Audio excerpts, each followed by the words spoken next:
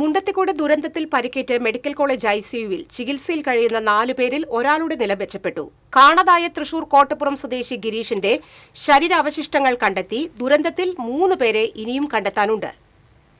Thrissur medical college ആശുപത്രിയിൽ ചികിത്സയിലുള്ള വിഷ്ണുവിന്റെ ആരോഗ്യനിലയിലാണ് പുരോഗതിയുള്ളത്.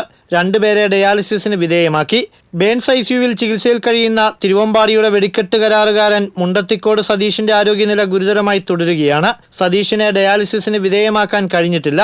ദുരന്തഭൂമിയിൽ പോലീസും എക്സ്പ്ലോസീവ് വിഭാഗവും ഡോഗ് സ്ക്വാഡും സംയുക്തമായി നടത്തിയ പരിശോധനയിൽ മൃതദേഹാവശിഷ്ടങ്ങൾ കണ്ടെത്തി.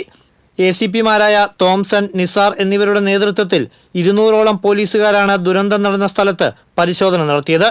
തിരിച്ചറിഞ്ഞ 8 പേരുടെ മൃതദേഹങ്ങൾ ബന്ധുക്കൾക്ക് വിട്ടു നൽകി. 39 ശരീരഭാഗങ്ങൾ മോർച്ചറിയിൽ സൂക്ഷിച്ചിരിക്കുകയാണ്.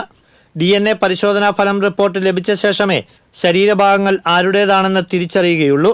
പാലക്കാട് സ്വദേശികളായ പ്രവീൺ, വാസുദേവൻ, പഴയന്നൂർ സ്വദേശി സുദർശനൻ, കുണ്ടന്നൂർ സ്വദേശി സുവിൻ, മലപ്പുറം സ്വദേശികളായ മണികണ്ഠൻ, സുബ്രഹ്മണ്യൻ, തൃശൂർ കോട്ടപ്പുറം സ്വദേശി മണികണ്ഠൻ എന്നിവരാണ് മരിച്ചത്.